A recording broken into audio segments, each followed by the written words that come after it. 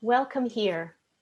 Welcome everyone to the For the Love of Creation online forum. Today, our second of 5 sessions is Advocating for Climate Justice.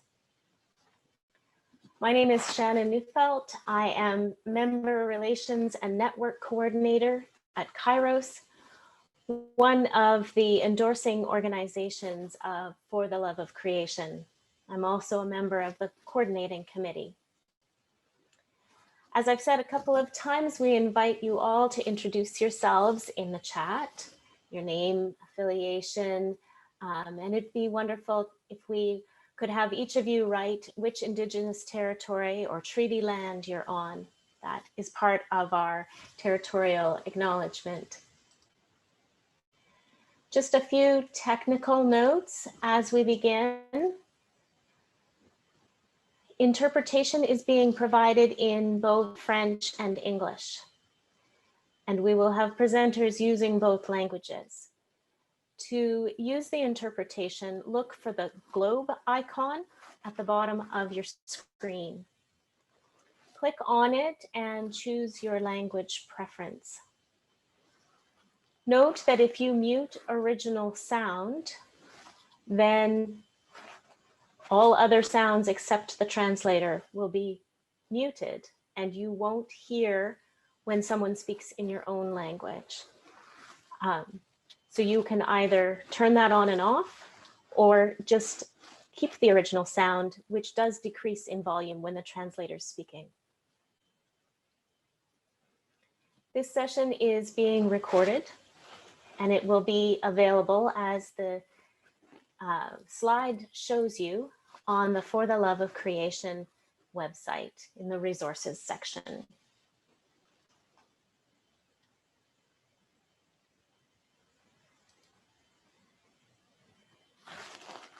So it's wonderful to see so many different territories acknowledged in the chat. Each of us in the country we call Canada is living and meeting on land that has been inhabited and cared for by Indigenous peoples for time immemorial. I want to acknowledge that I'm on the territory of the Huron-Wendat, Petun, Seneca, and Mississaugas of the Credit Indigenous peoples. This territory that I live on is covered by the Dish with One Spoon Wampum Belt Covenant, an agreement between the Haudenosaunee and the Ojibwe and allied nations to peaceably share and care for the lands and resources around the Great Lakes. We name all of these people groups, territories, and treaties as a small step to acknowledging the harms of colonization and our commitment to reconciliation and right relationships. Now I would like to introduce to you Reverend Amanda Curry, the minister at First Presbyterian Church in Regina and moderator of the Presbyterian Church in Canada. And I'd ask you to just pause your writing and sending in the chat as we invite Reverend Curry to lead us in prayer. Good evening, friends, and thank you for being here tonight. I will begin with a short reading from Living Faith, a statement of Christian belief of the Presbyterian Church in Canada, a piece about our call to care for the world. Then I will lead us in a prayer of confession written by Janet Orchard, shared on the Methodist Relief and Development website. Our care for the world. Though life is a gift from God, human life depends upon the created world. Our care for the world must reflect God's care. We are not owners, but stewards of God's good earth. Concerned with the well-being of all of life, we welcome the truths and insights of all human skill and science about the world and the universe. Our stewardship calls us to explore ways of love and justice in respecting God's creation and in seeking its responsible use for the common good. Let us pray. Forgive us, God, that we have taken your creation for granted. You have given us the run of the land, the pick of the crop, and we have squandered these resources, distributed these unfairly, vandalized their beauty, violated their purity. Forgive us, God, that we have taken your kingdom for granted. You have given us the seeds of faith, the fruits of the Spirit, and we have misused these resources, displayed them rarely, bestowed them grudgingly, ignored them blithely. Thank you, God, that you are stronger than our destructiveness and greater than our meanness, that you give us a fresh start, a second chance. Overwhelm us with the power of your resurrected love. Compel us with the challenge you issue for change. Lead us in the conquest of our own limits and restrictions. Drive us towards a new life of peace, justice, and integrity. May your Holy Spirit guide our gathering this evening, that all we do, say, and hear may inform, inspire, challenge, and equip us to care for your good creation. Amen. Thank you. And now for those who are new to For the Love of Creation, I want to just briefly introduce the initiative. For the Love of Creation invites faith communities and faith-based organizations to come together under a unified banner to mobilize for education, reflection, action, and advocacy for climate justice. We come together as people of faith in the hopes of making a meaningful contribution in the next decade towards a sustainable future for all life on the planet. Canadian faith bodies and faith-based organizations have a long history of work in ecological conservation, in environmental activism, and in advocacy for climate justice. The initiative of For the Love of Creation was launched with this name in this particular configuration on Earth Day of 2020. We seek to work together in a way that is faith-based and theologically grounded, that recognizes Indigenous self-determination, and that listens to, partners with, and amplifies youth voices. These are our principles. There are 32 endorsing organizations to date, and we hope to grow in numbers and in diversity. So you can also find this list on the website at fortheloveofcreation.ca. That slide, that will come up as a slide at the end of the evening, so no need to rush to write it down. Now, just before we get into our discussion on advocacy for climate justice, we'd like to take a snapshot, a different kind of snapshot than this list, of our growing collaboration. We'd like to take a photo of all of you, and I'd like to be off the spotlight so that I can see everyone else too. So we'd like to see all of you in the spotlights. And now Beth has taken the slides down, and there are so many of you here. I see 11 screens. Perhaps not all of them have people with videos on, but if you're able to, I would invite you to turn your video on for just a couple of minutes, and maybe come a little closer to the screen if you're sitting far away. And we're going to have Beth take a few pictures. And Beth, if you can unmute yourself before you start that, we're going to need to know how long this takes. So I would just invite everyone to put your smiles on, and if you feel like waving or you feel like giving a thumbs up or anything, this is going to be public. And so if you don't want to be public about this, you can turn your videos off. And we won't show those names that are with videos turned off. So everyone, smile big. Beth, are you ready?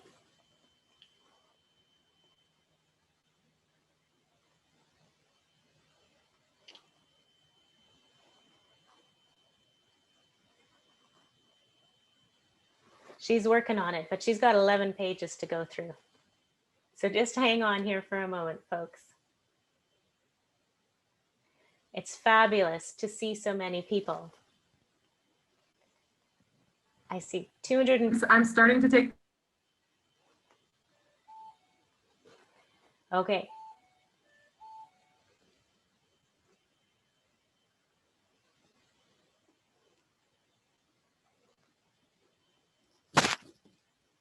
All right, we're just holding on. I'm assuming she's passed my page already, so I can talk. It's wonderful to see so many participants. Now, the number is dropping a little bit. Perhaps all of our videos are causing some bandwidth issues. So hold on for the moment, but later we'll get you to turn your videos off.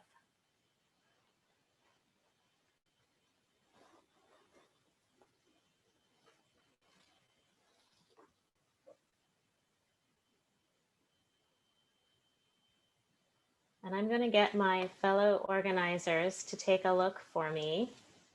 Is Beth still with us?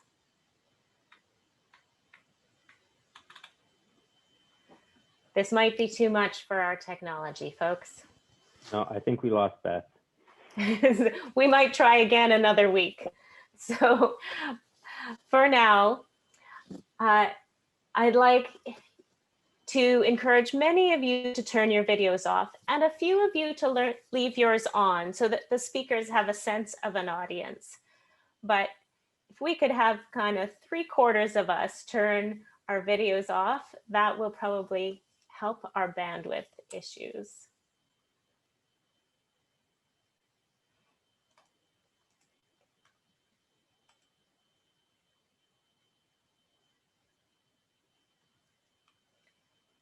Okay.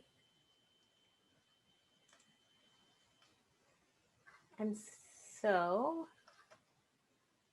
just give me. Shannon, I see that Beth is back. All right. Beth, we decided that we would try again next week or another week. So are you able to put our slides back up, Beth? Not yet. Okay, so no worries. We have quite a few presenters this evening, and Carrie will be able to introduce them one at a time in the order that she's got for herself there. So I want to turn things over now to my co-worker in the coordinating committee, Carrie Munn-Venn, Senior Policy Analyst at Citizens for Public Justice. Thank you, Shannon. Bonsoir et bienvenue. As Shannon said, my name is Carrie Munn-Venn. In addition to my work at CPJ, right now I have the pleasure of convening the advocacy group of For the Love of Creation. I'm joining you this evening from unceded Algonquin territory in the Pontiac region of West Quebec. This past summer, For the Love of Creation launched an e-petition through the official House of Commons process. And over 90 days, we collected 2,500 signatures from across Canada. This evening, I'm pleased to be joined by colleagues and collaborators to unpack a little bit the For the Love of Creation's call on the Government of Canada to increase climate ambition, invest in a just transition, honor Indigenous rights, and support climate adaptation in the Global South. We've called for commitment to reduce Canadian greenhouse gas emissions by 60% below 2005 levels by 2030, while investing in a just transition to a fair, inclusive, green economy that creates good, secure jobs and promotes the well-being of everyone in Canada. Indigenous wisdom and international climate science both speak to the imperative of more ambitious climate action to reduce Canadian emissions. That is why we begin with a call for a strengthened target. But of course, what we do to achieve that target also really matters. And from our view, a just transition is key in this undertaking. The concept of a just transition holds two central assumptions. First, that the transition is towards an environmentally sustainable economy. And second, that both the burden and the benefits of change are shared across society.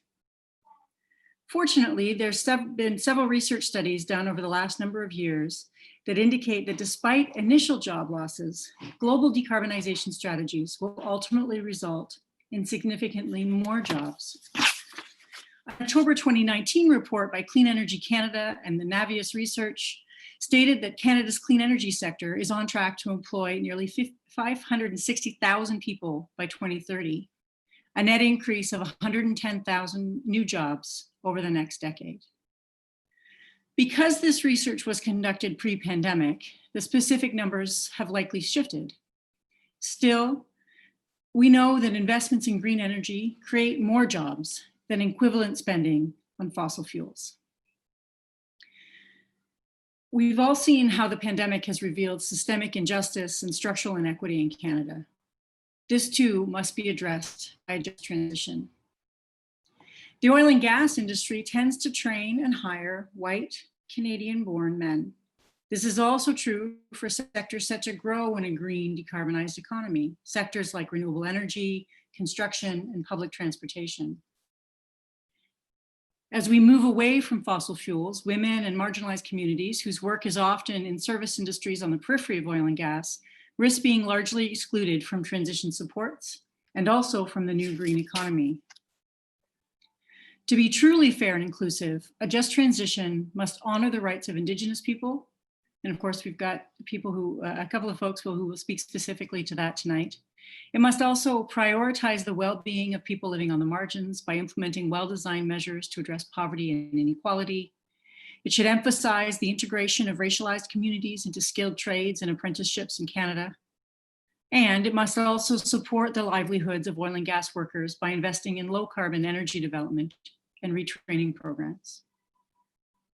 Ultimately, a just transition is about justice and it's about dignity.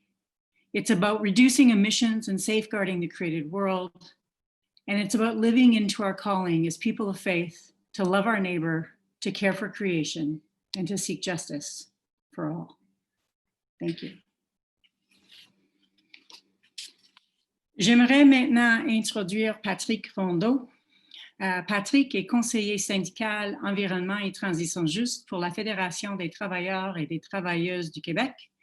Il a coordonné plusieurs délégations de la FTQ et du Fonds de solidarité FTQ aux conférences des partis de l'ONU, COP, depuis 2015. Il fait partie du mouvement syndical depuis l'an 2000. Bienvenue, Patrick.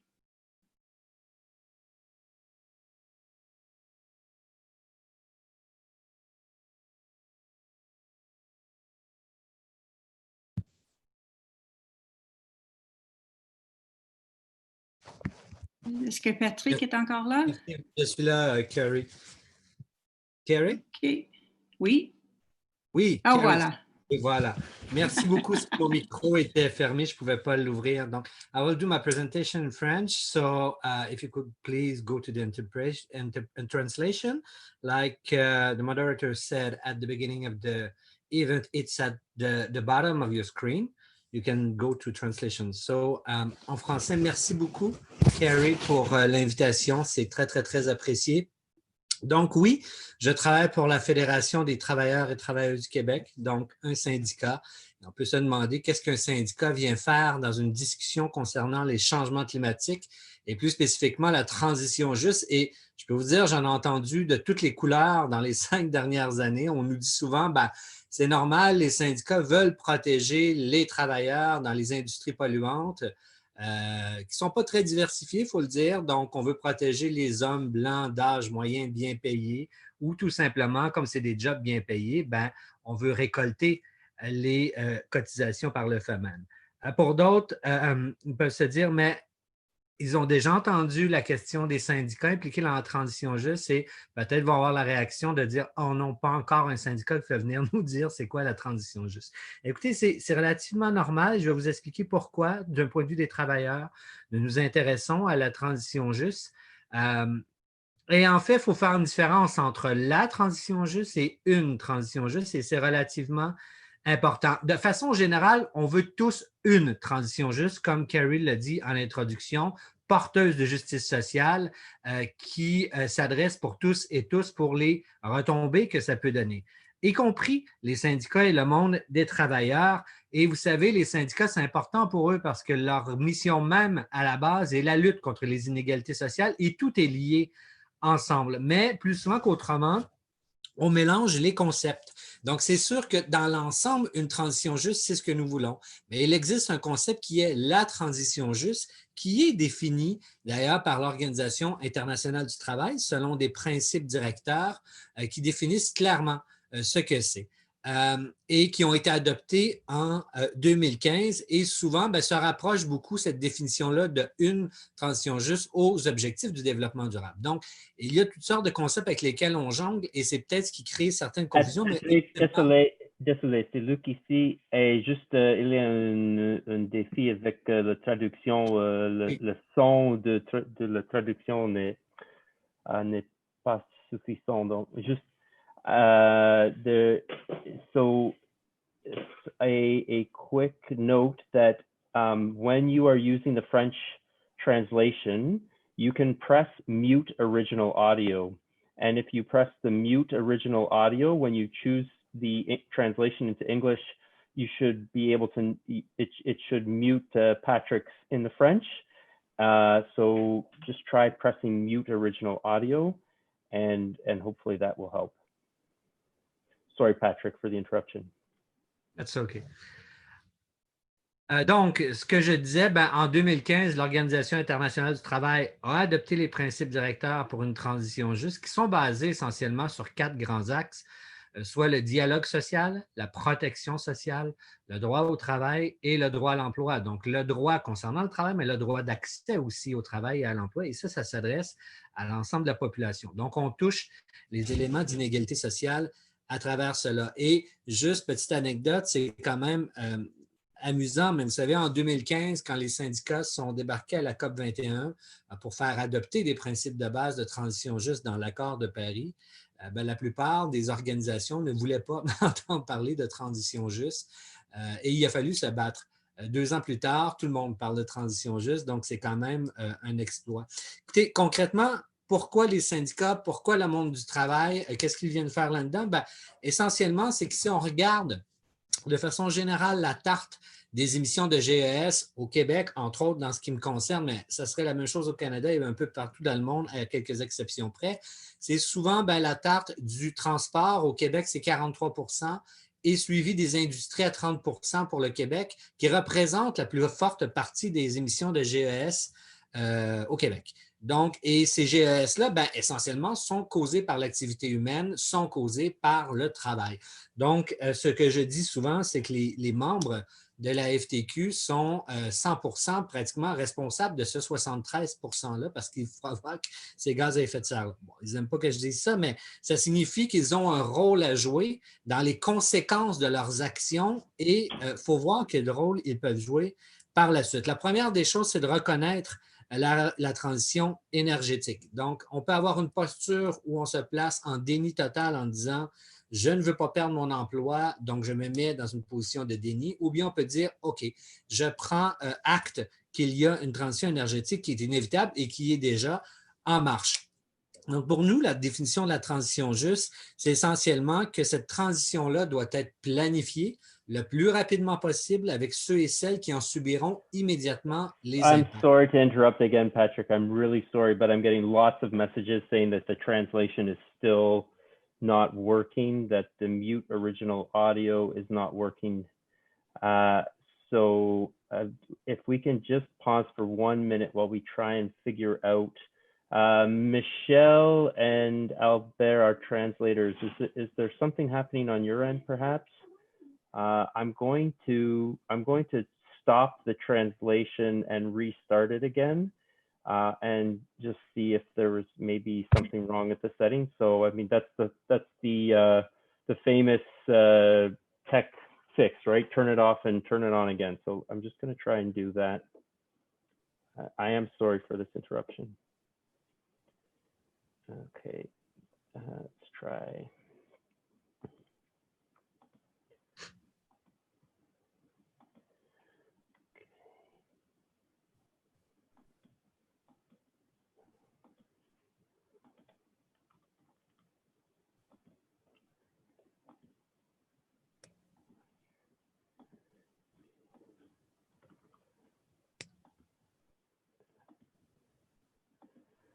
Gary, I'm not Okay, sure. I'm starting the translation again, so maybe we can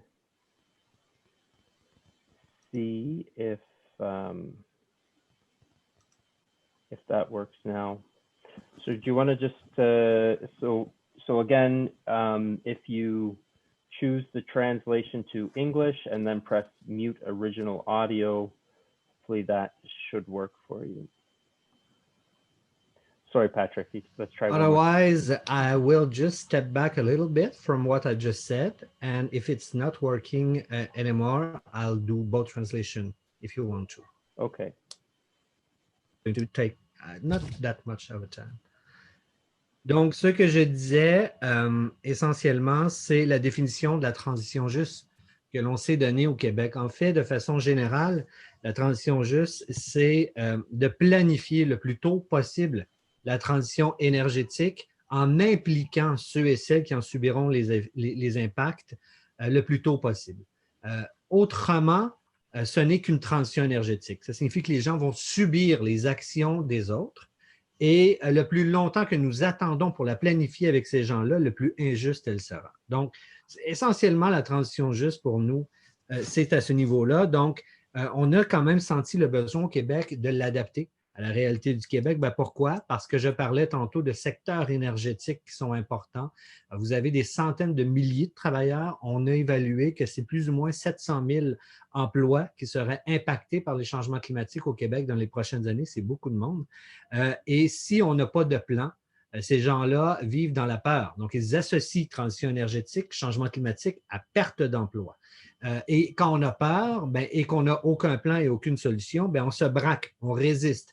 Et si on résiste, on n'arrive pas à trouver de solution. Donc, notre rôle à nous, c'est de transformer ces travailleurs, ces travailleuses-là en acteurs plutôt que spectateurs de ce qui les attend. Et du moment où on commence à avoir ce dialogue-là avec eux et elles, ça fonctionne. Ils veulent faire partie. Works, and they want to be part of the solution as actors. And au tout début. Ultimement, la FTQ, je ne sais pas s'il y a des questions plus tard, mais je peux juste vous dire qu'on a défini aussi la transition juste en 3 mouvements. Donc, une transition juste qui est préventive, réparatrice et transformatrice. Préventive, de façon très générale, c'est qu'on se dit, on n'attendra pas que les effets se fassent sentir pour agir. Donc, nous tentons de planifier dès maintenant, dans les milieux de travail, des plans de transition énergétique pour soit sauvegarder les emplois, les transformer ou du moins lorsqu'il y aura perte d'emploi, création d'emplois, mais pour que tous aient une chance égale à ces emplois. Donc, il y a une feuille de route qu'on a établie en 5 étapes qui nous permet de travailler en amont sur cette transition juste-là. La transition juste réparatrice, c'est celle qu'on connaît. Ce sont des mesures d'accompagnement lorsqu'il y a des fermetures. Exemple très concret, les fermetures dans le secteur du charbon en Alberta qui a plongé des communautés entières dans des crises économiques et sociales parce qu'il n'y avait justement pas de plan, ont besoin maintenant de plans d'accompagnement. Pont à la retraite, retour aux études, allongement des prestations d'assurance-emploi. Donc, ça, c'est ce que nous appelons une transition juste réparatrice. Mais encore une fois, c'est souvent celle-là qu'on voit et dont on parle. On dit, les travailleurs, ils ont simplement besoin de formation. Ce n'est pas tout à fait le cas parce que si vous allez voir des travailleurs dans leur milieu de travail et leur parler de transition juste en mesure je crois que vous avez encore perdu la transition, c'est possible? La transition, est-ce que la traduction fonctionne? No, it was working and it just stopped again for some reason. Okay, I will translate both at the same time. So what I was saying, if you talk to workers and saying only the repair part of their jobs. They're going to say to you, I don't want you to tell me how I'm going to lose better my job. I want you to do everything to save my job. Donc, les travailleurs, qu'est-ce qu'ils nous disent essentiellement, c'est je veux pas que tu me dises comment est-ce que je vais perdre ma job mieux. Je veux que tu t'organises pour que je garde ma job. Et c'est pour ça qu'on travaille sur une transition juste préventive. That's why we're working on a preventive just transition. But both of those concepts of just Ces deux transition concepts de transition juste doivent arriver à une disposition transformatrice. C'est ce que Terry parlait au début.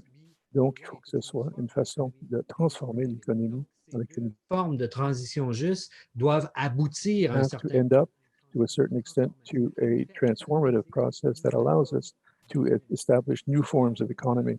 So at that level, we have to accompany the workers and we must recognize their expertise all along the way. Donc, on doit reconnaître. So we have to recognize and help these workers and recognize the expertise because there's something there that we call the value of work. And if we demonize that work, things will not change, and then people resist. Work and not demonize those workers like we often do. You know, let's say, for example, if some workers is working in a fossil fuel, we're going to say, oh, you're part of the problem, you're destroying the planet. And so if we do this, they're going to resist, they're going to block. And if we don't do that, we don't demonize them, we make them part of the solution, we can find answers. And you have an example this week when in Saskatchewan, we reroute some workers who were in fossil fuels to organize themselves around geothermy. I don't know how to say this in English, but geothermal.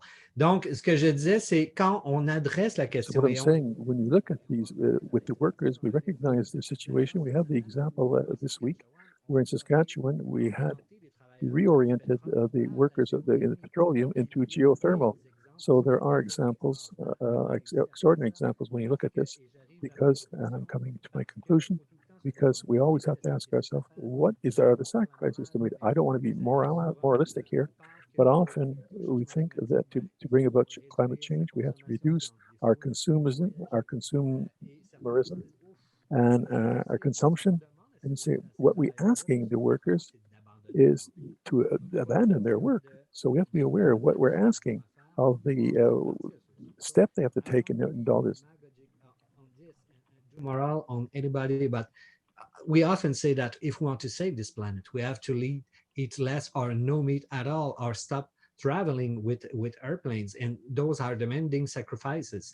But what we're asking to those workers is to stop and lose maybe their jobs. So the step is way much higher, and you have to keep that in mind, that the sacrifice is way big, and they have to be part of this solution. So we cannot just address the situation we have to shut down those workplaces. So we have a plan in the workers' unions, and it's quite important. This just transition is planned. We have everything in place to do it. So what I would like to say to you in conclusion is help us to help you. And I think that together, it's the affair of everybody, and we'll get through this. Donc, en conclusion, juste vous dire qu'on a un plan. Concluding, we have a plan in terms of the unions. We know that we're going where we're going. We're ready to do something. It's important not to denature the concept of transition. You help us to help you, and together we'll be able to get through this. Thank you very much. Merci beaucoup, Patrick. Thank you very much, Patrick, and for your patience, and thanks to everyone as we worked through that translation glitch. I'm not exactly sure what happened there, but it does seem to be working again. J'ai l'impression que ça fonctionne encore. I think it's working out well right now. So the next session will be in English. Will be in English, so we'll see how things go. But thank you for your capacity to present in both French and English on such short notice. And we'll now move to the second element of our petition, and To do so, I'd like to welcome doctors Sarah Stratton and Kenneth Deere. Sarah is Reconciliation and Indigenous Justice Animator for the United Church of Canada. She's a Newfoundlander raised in Corner Brook, Kalipu, Mi'kmaq territory, and has worked in the church sector for 20 years. Dr. Deere is a longtime defender and promoter of Indigenous rights. He currently serves as the Secretary of the Mohawk Nation in Ganawaki. As a participant of the UN Working Group on Indigenous Populations, Dr. Deere contributed to the debate on rights in the UN Declaration and organized Indigenous peoples preparatory meetings for Indigenous representatives. Welcome, Sarah and Kenneth. Thanks, Carrie. I'll be brief to give Kenneth more room. I've been asked to share a few words with you about what it means as a primarily non-Indigenous organization to undertake climate advocacy using the framework of the UN Declaration on the Rights of Indigenous Peoples. And I speak to you as a settler colonial whose job it is to sort of help the non-Indigenous United Church of Canada live out its apologies to Indigenous peoples and to fulfill the calls to action of the Truth and Reconciliation Commission. So in 2016, in response to the calls to action and as a continuation of our commitment to the apologies that we gave in 1986 and 1998 to Indigenous peoples, we adopted the UN Declaration on the Rights of Indigenous Peoples as the framework of reconciliation.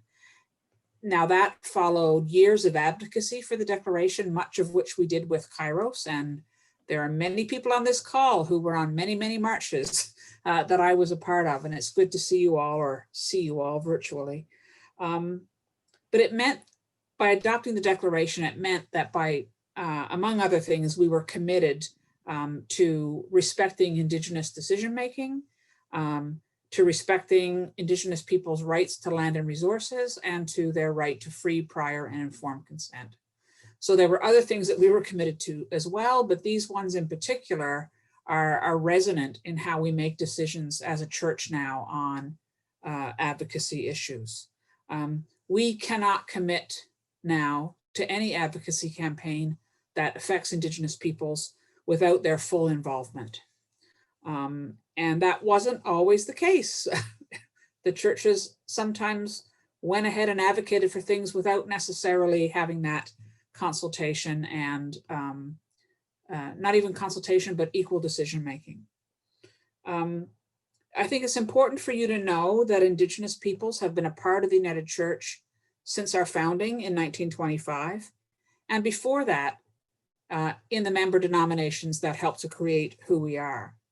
Our crest now bears the colors of the Four Directions and the Mohawk language words "for all my relations," signifying that we are united, moving together. And I think most importantly for you to know is that the United Church now includes a self-determining Indigenous church, which has given its approval for our being a part of this campaign. We were kind of slow. United Church people who are on the call will sort of remember, why isn't the United Church signed on? And I got lots of emails. Why aren't you signed on? And we weren't signed on because the Indigenous Church had to talk about it and had to take the time that it needed to build consensus to say, yes, we are in this together. And that is the model that we have moving forward for advocacy. Carrie already mentioned this, but just to echo that their specific demands are not just about free, prior, and informed consent in decision-making and honoring the UN Declaration in decision-making, but also honoring the experience of Indigenous peoples around resource extraction projects, the long-term impacts of those, both beneficial and harmful, and also about the role of Indigenous knowledge in finding solutions. So those are pieces that we hope to bring forward together as Indigenous and non-Indigenous church into this effort. And just so you know, because we're discovering as we go along that a lot of people don't really have any concept of, many people even in the United Church don't have a concept of the Indigenous church. We're 64, or the community is 64 communities of faith and urban ministries across the country. And as I said, many of those date back to church union in 1925. So to now finally recognize the formative role that they have in making decisions about how we act in the world is maybe our most profound expression of recognizing the UN Declaration. So I'll leave you with that and turn it over to Dr. Deer for his thoughts. Thank you. Okay, well, thank you. That was also educational for me. I didn't know about all those United Indigenous Churches. And so it was interesting to listen to that. And also, I want to thank you for all the support that you've given over the years for the struggle of Indigenous people. You know, it's really appreciated. All of you here on here are listening. I see 39 names or whatever. This is the biggest Zoom conference I've ever been in, and I've been in a lot in the last 6 months. You know, I suppose a lot of you have too. Anyway, my name is Kenneth Deer. Tsahayandu is my name in my language. I'm Bear Clan, Mohawk. I don't know what else I can say, but I've been involved in this in the advocacy of Indigenous rights since 1987, all the way up to the present. I like to brag that, not brag, but I've been to the UN in Geneva every single year, at least once, from 1987 all the way up until this year. And this 2020 is the first year I will not be in Geneva, and it breaks my string. So, but anyway, I guess it's something I have to live with. And I don't know where to start. You know, my elders always, when I struggle about where to begin, where do they talk about Indigenous people, climate change, and the UN Declaration? And my elders always tell me, always start at the beginning. You know, don't try to start in halfway through. So just to let everybody know why there's a declaration. And at the beginning, when I first went to Geneva in 1987, it was clear. What people explained to me is that Indigenous people went to Geneva because we were not being protected by existing human rights law in the United Nations. We had no protections there. We weren't even considered peoples, and therefore we didn't have a right to self-determination. And it was an amazing experience when I first went to hear states and academics saying that Indigenous peoples don't have a right to self-determination, that Indigenous peoples aren't peoples, they're communities, they're tribes, but they're not peoples. And so it was a struggle all the way along when we were drafting the declaration to convince states and academics and others that Indigenous people, yes, we are peoples, and we're equal to all other peoples, and therefore we also have a right to self-determination and all the rights that flow from that. Now, I'm not saying that all academics were against us, but many were, and certainly the states were, and they wouldn't call us peoples. That's why it was called the Working Group on Indigenous Populations from 1982 to 1993, when that working group finished the first draft of the UN Declaration. And then they didn't call us peoples. 1993 was the UN Year of Indigenous People with no S. So that, because they didn't want to call us peoples because if they called us peoples, they would recognize us as peoples and have a right to self-determination. So they called it the International Year of Indigenous People, which was ridiculous. It meant the Inuit were the same as the Navajo, and the Mohawk were the same as the Maori. We were all just one people. That's how badly, so much resistance Indigenous people were feeling in the UN. And again, in other years, the Durban Declaration Against Racism, also paragraph 25, said that the term Indigenous peoples in this declaration does not imply rights under international law. So even the Declaration Against Racism in 2001 was prejudice against Indigenous peoples, not calling us peoples. So the most important part of the declaration is the first three paragraphs, which passed in September 13, 2007, was that Indigenous peoples are peoples equal to all other peoples, and Indigenous peoples therefore have a right to self-determination. And with the right to self-determination, all our rights flow. So when we were drafting the declaration, we also, I think you're used to the word creation, and the title for this working group is impressive. I wish I would have invented that title, because when Indigenous people meet, we always take into consideration creation and our impact on creation, and try not to that we try to live in harmony with creation and not destroy creation, because it's creation that nurtures us. So although climate change wasn't an issue when we were drafting the declaration, it was interwoven, because it was our philosophy that we would live in harmony with creation. So all the way woven through the Declaration on the Rights of Indigenous People was issues of environment. So the Declaration contains many provisions that affirm rights related to the causes, impacts, and solutions to climate change. These include self-determination, protection from forced assimilation and forcible removement, protection of sacred sites and cultural practices, participation in decision-making that affects us, subsistence and traditional economic activities, health, conservation of vital plants and animals, traditional lands, territories, and resources, conservation of the environment, and productive capacity of lands, traditional knowledge and cultural heritage, include, treaty rights and free, prior, and informed consent regarding development. Article 42 of the calls upon the United Nations member states and agencies, bodies, to promote the declaration in full application of internationally and at the country level. So Indigenous people in the declaration, you have to look at almost every article, and you will see something that's related to the climate and to the environment, and what's necessary for the survival of Indigenous people, because it's linked. So the survival of Indigenous people, the survival of all peoples, of all humankind, is linked to climate change, is linked to creation, linked to the climate.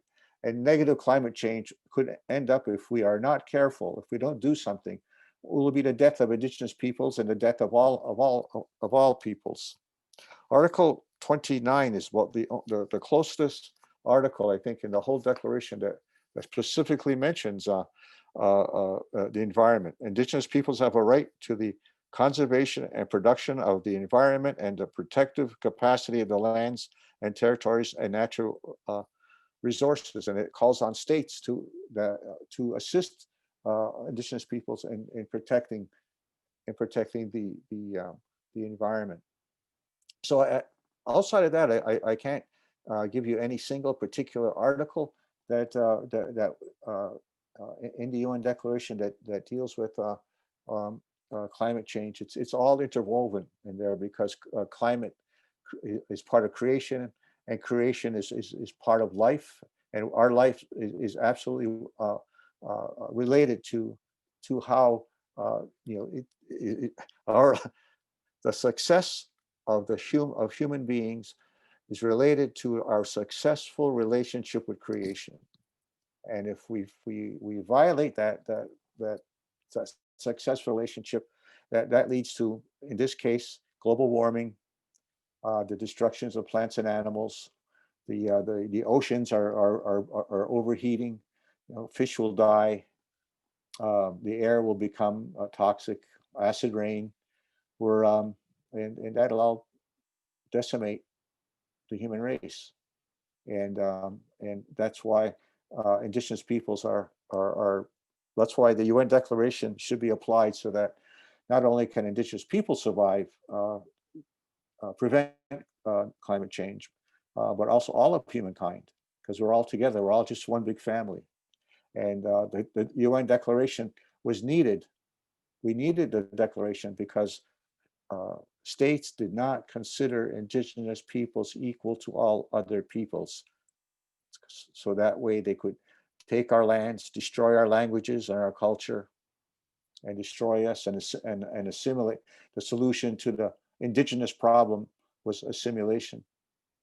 So the UN Declaration, if you assimilate indigenous peoples, if you destroy indigenous peoples, you probably destroy one of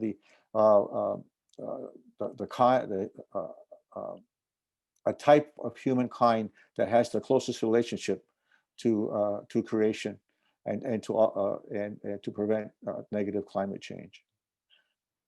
So I want to, I hope I'm trying to make myself clear about the holistic relationship that indigenous peoples have with creation.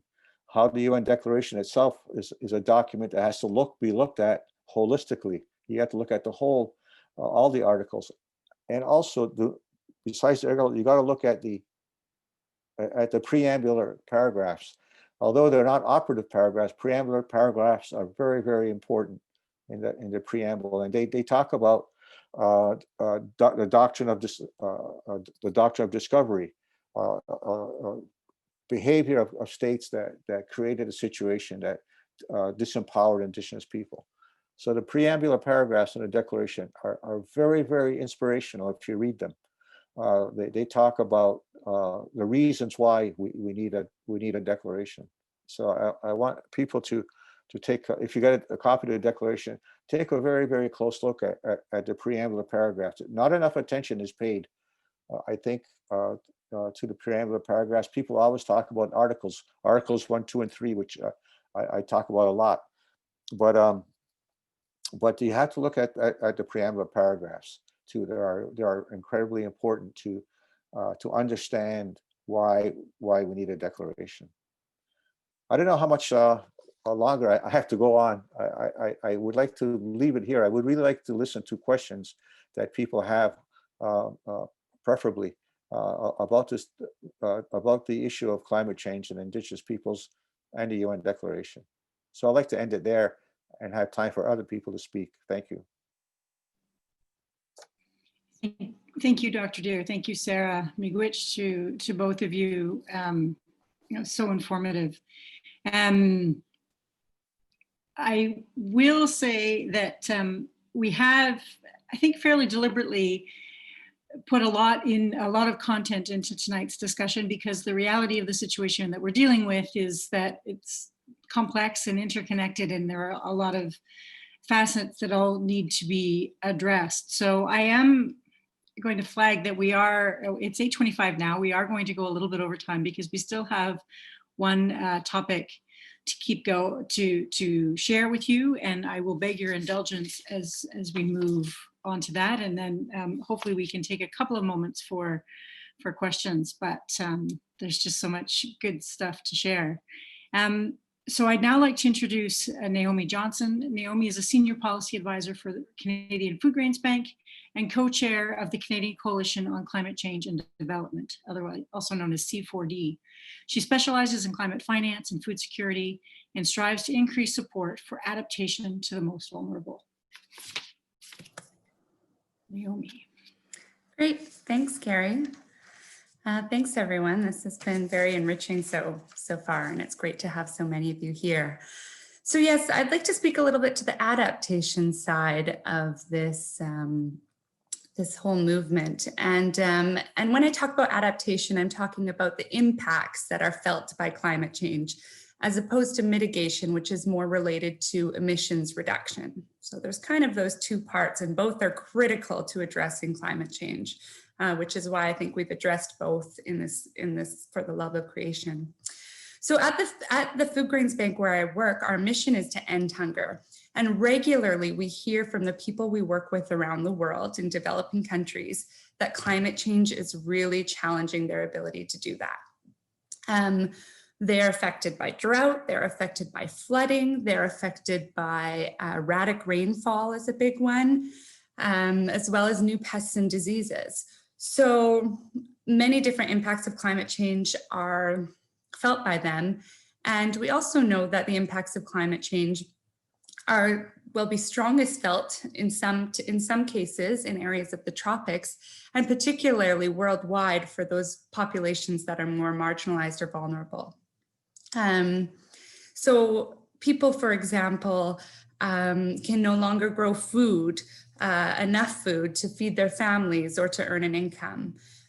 We hear about stories of flooding where families' groundwater systems are elevated to the extent where access to water and sanitation systems no longer exist. We've heard about parents taking children out of schools because they need their children to help them work and earn an income because they're no longer able to make a livelihood off the land due to the impacts of climate change. So people around the world are already experiencing major impacts. When we look at adaptation funding globally, so how much money is, in terms of what's going out there on climate change, is going to adaptation, actually only 21% went to adaptation in 2018 globally. So that's a really low number. In Canada, Canada's current commitment on climate change to help developing countries address climate change, which is a 5-year commitment. Naomi, I think we've lost your audio. Oh, maybe that was just me. No, I hear you fine. I hear her fine too. I can hear her fine. Okay, well, that's good. At least it's just Carrie. Hopefully she can sort that out. Oh, okay. I think she's restarting herself. Okay, so I'll continue if that's okay. That's great, Naomi. Okay, okay. In terms of Canada's climate commitment that we're currently finished, as I was saying, actually only 25% of that went to supporting adaptation. So the vast majority going to mitigation activities. And yet all countries around the world have committed in the UN to deliver a 50% equal proportions to mitigation and adaptation. So recognizing that both we need to reduce emissions and we need to help people that are dealing with the impacts. And while we see these numbers so low on the adaptation side, and there's various reasons for that. I mean, in many cases, it's difficult for investors, for example, to see the value in investing in poor populations that need support with dealing with impacts, as opposed to maybe a attractive green energy project. But yet we're seeing the need for adaptation increasing as the impacts of climate change increase. We know hunger is increasing around the world. With COVID-19 now, it's just added to the challenge of vulnerable populations who are now dealing with the impacts of climate change and COVID, and just don't have the resources to respond to either, really. They really need to build more resilient systems so that they can respond to both of these things. I think so then I'll conclude because I know we're short on time and I'm definitely open to answer some questions, but I think as communities of faith, we are called to support those who are in need. We know that acting on climate change in Canada is critical, but I think equally as critical is the importance of helping those around the world who have very little responsibility for creating the issues of climate change, yet are dealing with the brunt of the impacts. So thank you. Thank you, Naomi, and my apologies for the interruption.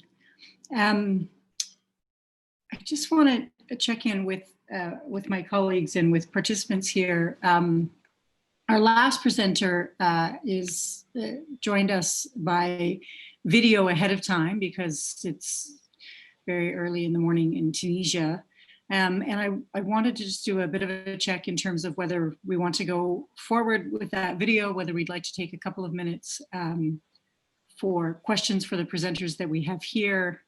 So Shannon and Beth, I'm kind of looking to you for a... Perhaps we can move to questions and share the video with participants some other way. I'm sure we could post it as beside this and yeah, my apologies on that. You can open up the chat.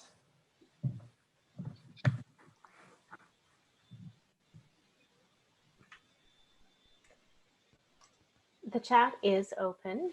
I think that's our preferred method of receiving questions. If you have questions for the speakers, please go ahead and write them. I see our first one now, Shannon. Would it be helpful if I were to read it?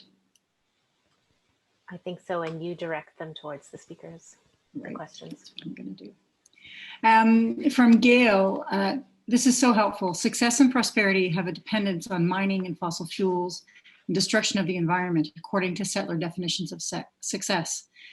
Right to free, prior, and informed consent has not been expressed as veto power to protect the environment.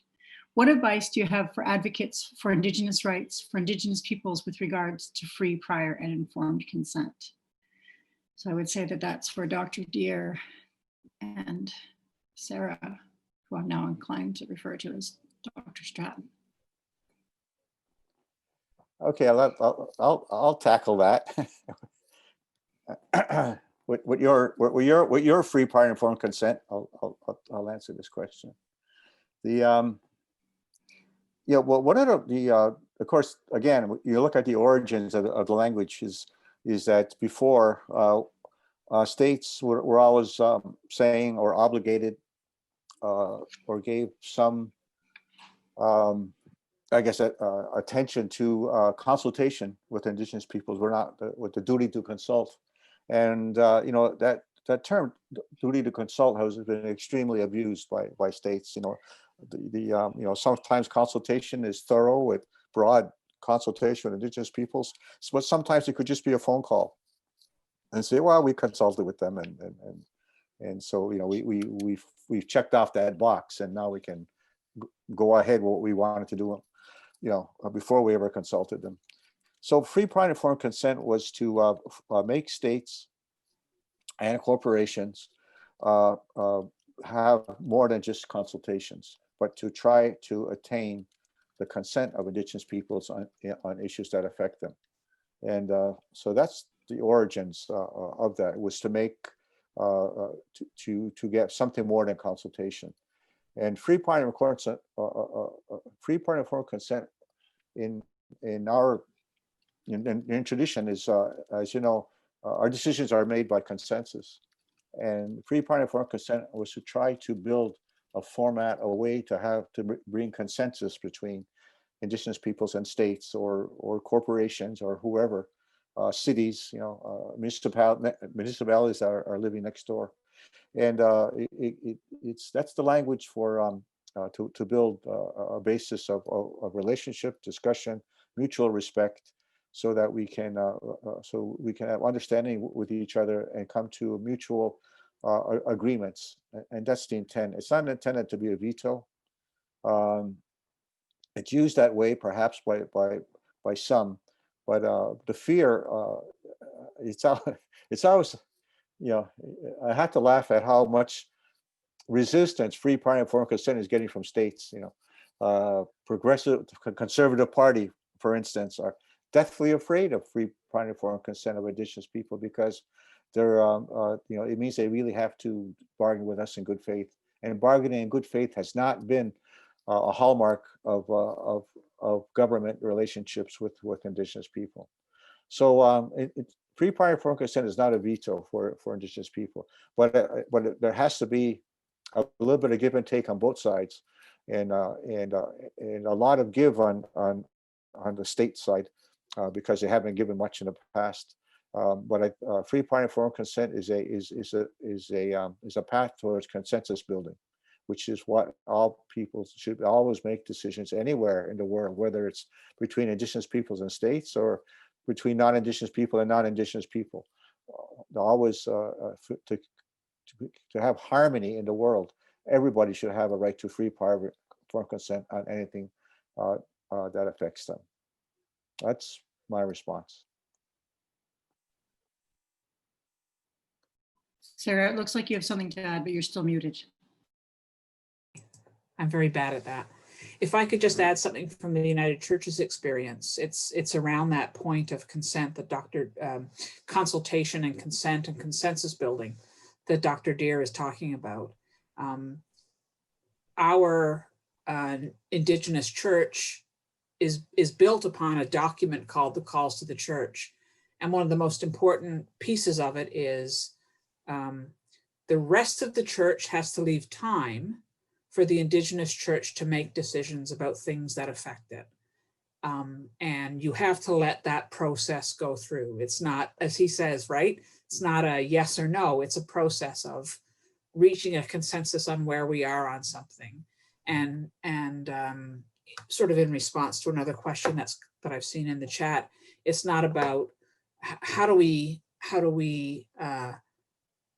help people participate in a just transition. It's how do we make the room, because we're not used to making room as settler colonials. How do we make the room for Indigenous peoples to have a voice in how we move forward in whatever transition is coming? So it's not, I'm not giving an answer. I'm sort of saying, how do we help make the space to help that happen? How do we give way as settler colonials? Thank you.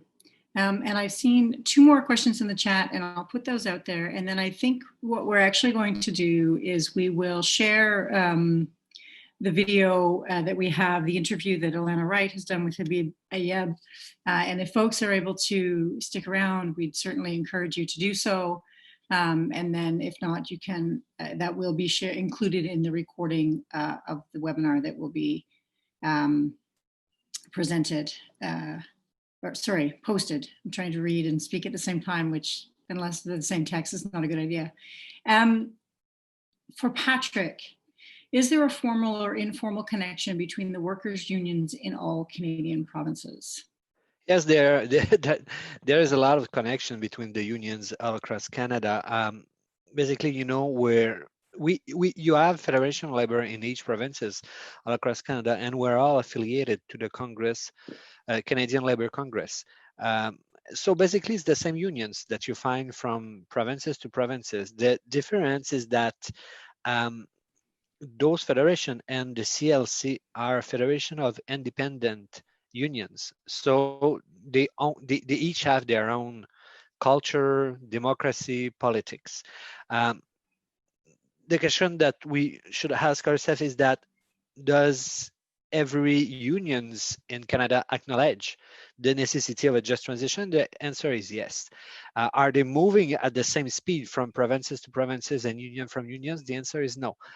We have to work together, and we are working together, but outside of those federations and structures and Canadian Labour Congress and the Labour Council, there are also a large coalition on unions on climate change and just transition. You have to think about the Blue-Green Alliance, Iron and Earth. I saw someone who put a link for Iron and Earth in the chat, but we're also working with other groups, specifically in Quebec, but all across Canada. You have to think like the Climate Action Network, which is basically the only climate action network in the world who have unions as members. It's in Canada.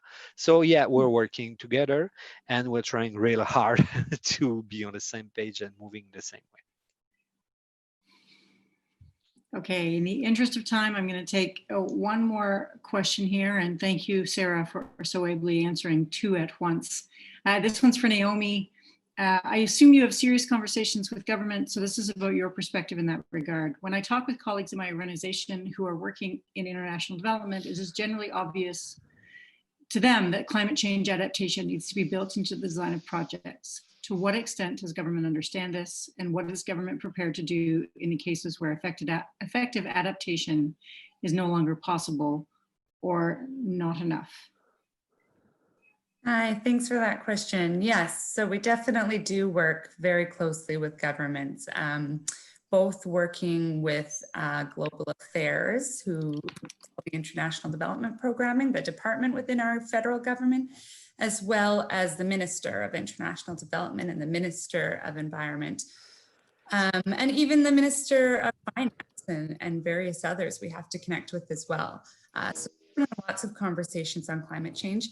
I would say they definitely do understand the importance of adaptation. I mean, for one, We do have a legal responsibility now based on UN declarations that we do have to support developing countries to adapt to climate change. But also, I mean, there's those who are involved in the climate change discussions internationally. We regularly hear from people around the world and the countries around the world who are dealing with these major impacts about the need for adaptation. And we know we have a responsibility as a relatively high emitting country. So I think the knowledge is there. I think it becomes harder than, no excuse, Shirley, to kind of channel our funds the right way. So when we look at how Canada's climate finance has gone, or the money we give for climate change around the world, it's largely gone through kind of multilateral development banks, these big organizations that kind of we can quickly give the money to them. They slowly disperse the funds. We don't always know exactly where it goes. And it doesn't necessarily reach those that are the poorest and most vulnerable, right? And so I think a big challenge we have is making sure that we do prioritize that. I think our government has said it's important. Certainly gender equality is important, and we know that women are also extremely adversely impacted by climate change just because they lack so many of the basic resources that others do have access to and the same opportunities. So yeah, there's a lot of challenges our government has. Again, I think we have a lot of the right intents, but we don't always deliver on it, right? And that's where we're seeing a lot of challenges. So I think there's a lot to do to push the government on this. And I think it's part of, I mean, one of the challenges we face in the adaptation world is that there are very few people and actors who are pushing for greater support for adaptation, largely because most people are looking at what's around them, right? And they see the need for help here in Canada and for work here in Canada, which is rightly so. But I think it's so important that we also advocate for others as well in our responsibility around the world. And loss and damage that's great that you brought that up. So that's where kind of they're past the point of adapting, of being able to kind of deal with the impacts of climate change. They've already had major deaths and cultural loss and all sorts of experiences. That one is still a work in progress. So that's just fairly new in United Nations conversations.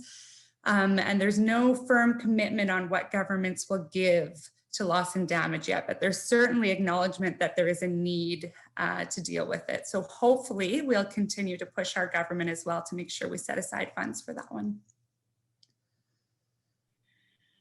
Thank you so much. And thanks to everyone who's come out tonight. There are more great questions in the chat. And I think what we're going to try and do is maybe ask our presenters and our panelists to share some of their ideas in response that we can then post to our website later on. I suppose that the fact that so much of my work is focused on pushing our government to increase ambition, it shouldn't be completely surprising that we were overambitious in setting the schedule for tonight and that we have gone over. So I thank you to everyone who has been able to stay. And a huge thank you, un grand merci to Sarah, Dr. Deer, Naomi, Patrick, and also to Alana and Habib, whose video we haven't yet seen. I am going to pass it back to Shannon, and we're going to wrap up the formal portion of our event. And then for those who are able to stay, we will share our final video at the very end. Thank you. All right. So much great stuff happening. And there are 3 more weeks of our fall online forum where we will endeavor to share even more of this great work together. So Beth has put the slide up of the next few weeks, the full forum. And we invite you to come to all of them. Note that the final one, November 30th, is entitled Climate Action Now. And that is where we will talk and work together in our Zoom session on doing actual advocacy, as well as other types of actions such as theology and climate communication. So join us again on November 30th for that Acting Together. And next week, we have a very special occasion. This forum will provide space for people to express gratitude and honor our pain for creation through music, movement, reflection, and sharing. So when we think about grieving and healing and connecting with creation, come and join us next week. Tools and resources to help process feelings of echo, grief, and anxiety will be discussed and shared. Due to the format and the gifts offered, there will be no translation next week for that one session, which has the music and the movement. There will not be translation, nor will it be recorded. So if you are interested in those tools and those opportunities, you need to be here next week. And so we'll go to our final slide, where you just have the information about how to reach us. Note that recordings of the other 4 presentations, the first 2 and the last 2, will be put up on the website as soon as they're available. So you can see fortheloveofcreation.ca and also in French, each time in the resources section. So look for the recordings there if you missed anything. And now we'd like to turn it back to Reverend Curry for a closing prayer. Thank you. Let us pray. Architect of the universe, your voice called out over the deep and darkness and brought forth light. Your voice called out over the waters and brought forth life. Your voice called out over this earth and brought forth our very beings.